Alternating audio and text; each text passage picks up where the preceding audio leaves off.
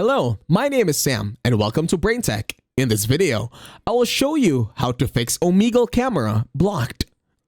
To start, open your internet browser in your mobile device.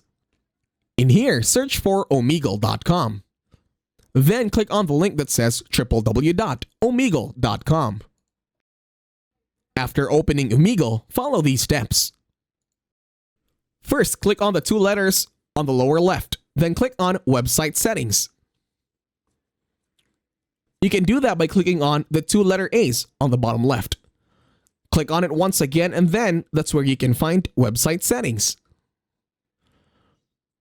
Once you click on it, you will see that allow google.com to access the following.